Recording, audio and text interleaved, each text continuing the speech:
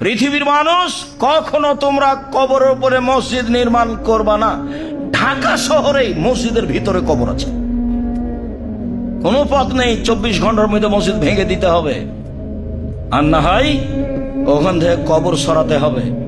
যদি মসজিদের নামে জমি অক্ষ হয়ে থাকে আগে থেকেই, তাহলে কবর সরাতে হবে, যে কোনো একটা পথে যেতে হবে। কঠোর ভাবে বলা আছে, রাসূল সাল্লাল্লাহু আলাইহি সাল্লাম বলছেন, লা তাজলিসু আলাল কবরে, পৃথিবীর মানুষ তোমরা কবরের উপরে বসো না। ওয়ালা তুসাল্লু ইলাইহা, কবরের দিকে মুখ করে সালাত আদায় করো না। ওয়ালা তুসাল্লু আলাইহা, কবরের উপরে সালাত আদায় করো না। ওয়ালা তুসাল্লু বাইনাহা, কবরের মাঝে সালাত আদায় করো না। কবর ডান দিকে থাকলে হবে না, বাম দিকে থাকলে হবে না, সামনে থাকলে হবে না, নিচে থাকলে হবে না।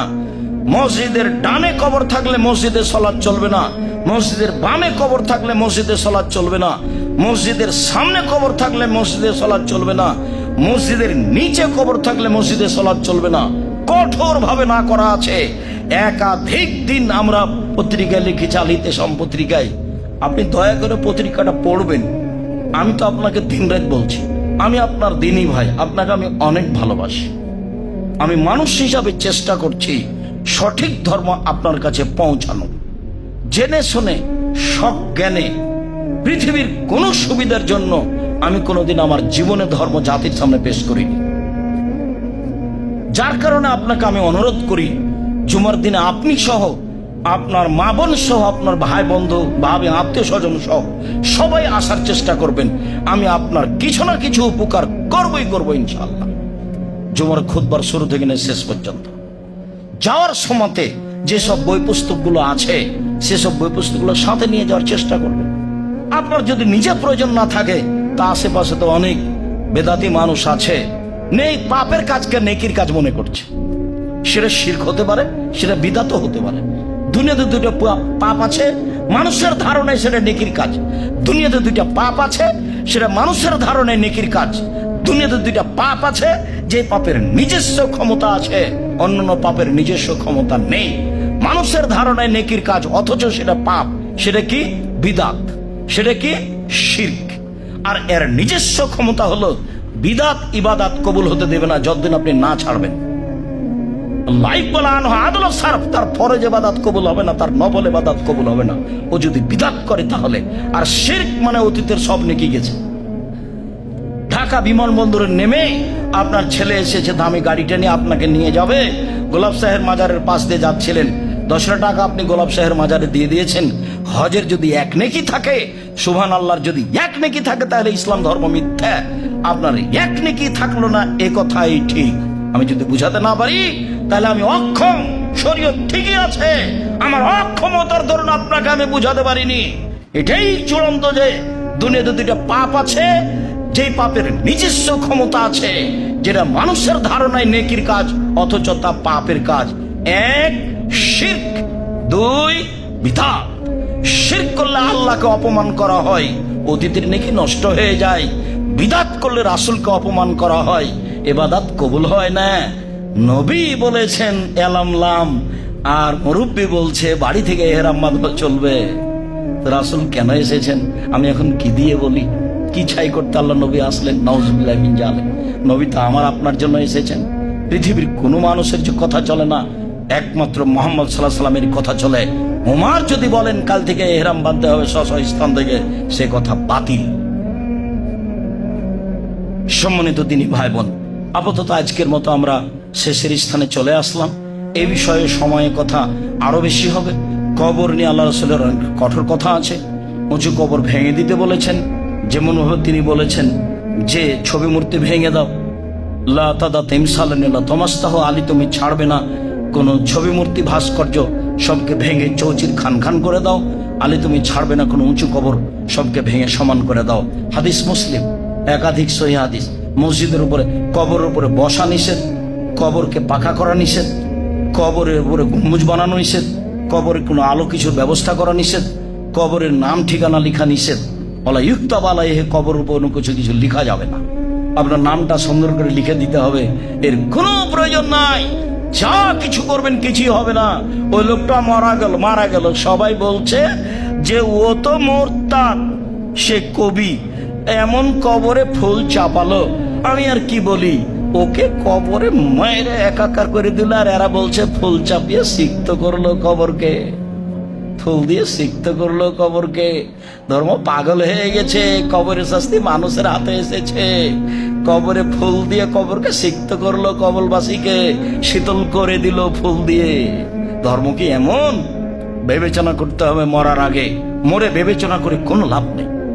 আমি আর আপনি লাশ মাত্র, আজকে মানুষ, একটু পরে লাশ, কিছুই না, কোনো কিছু করার নাই, কোনো পথঘাট নাই যাতে আপনি মানুষকে কিছু জানাতে পারবেন, ছেলে মেয়েকে জানাতে পারবেন কিছু।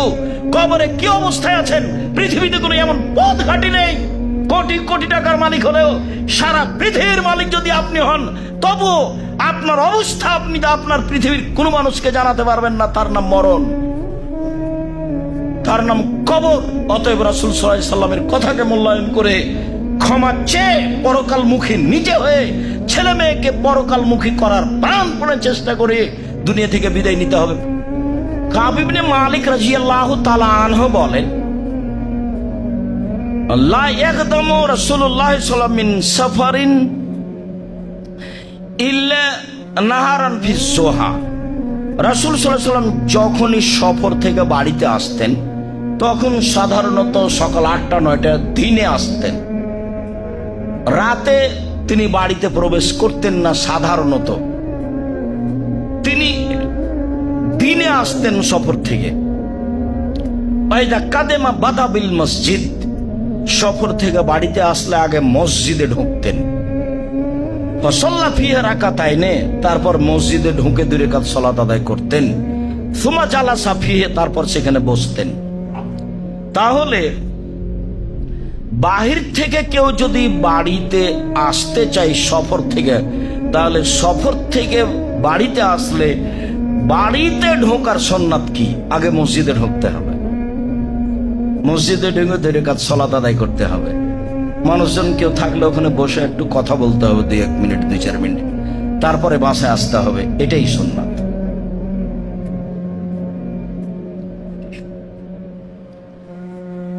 রাসূল সাল্লাল্লাহু আলাইহি সাল্লামের এটা নিয়মিত সুন্নাত।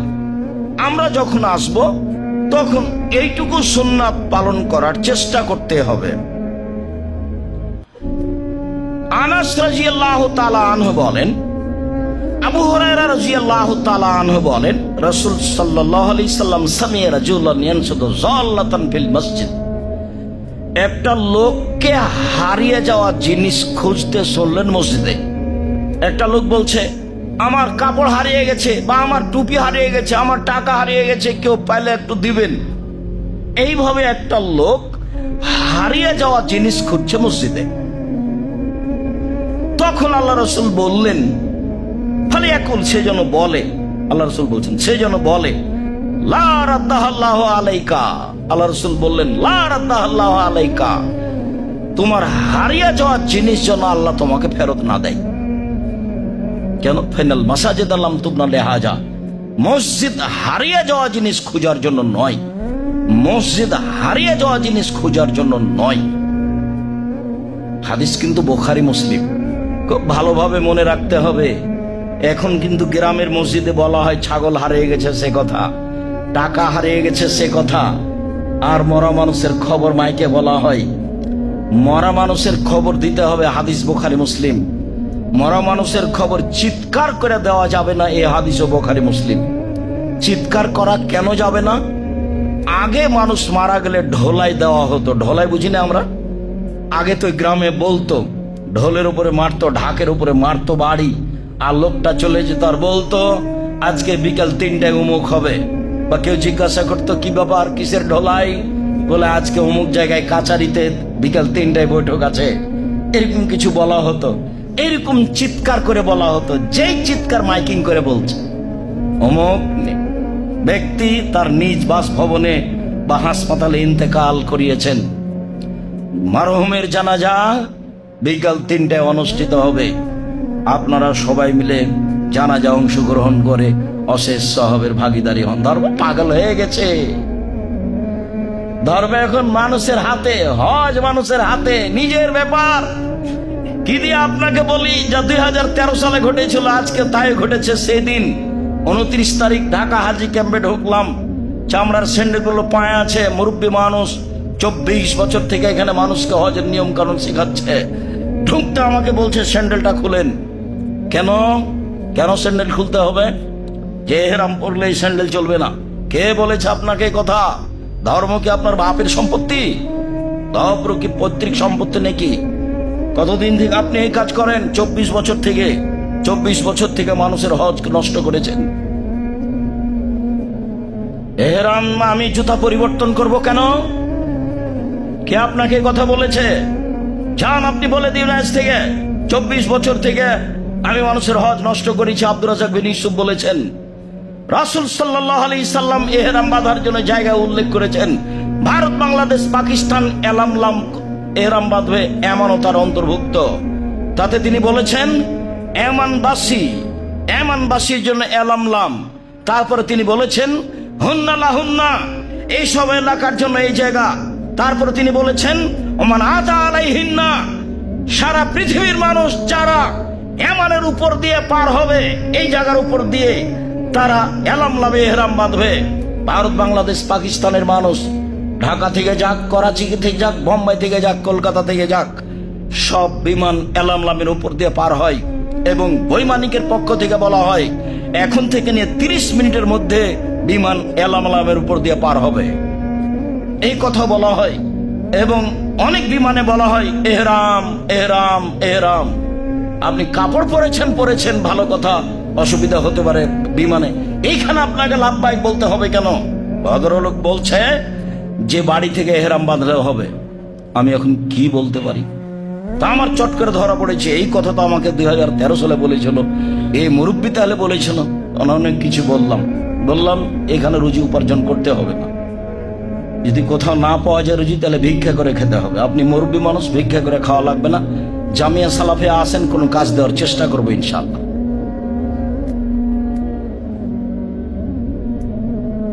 ধর্ম নিজের হাতে চলে গেছে, স্বাভাবিক ব্যাপার। মসজিদের মাইকে এভাবে চিৎকার করে মরার খবর বলা যাবে না, এ কথাই ঠিক। মোবাইলের মাধ্যমে কোটি মানুষকে খবর জানান আপনি, যেটা চিৎকার নয়। বাড়ি গিয়ে বলে আসেন যেটা আগে বলা হতো, সেটা চিৎকার নয়।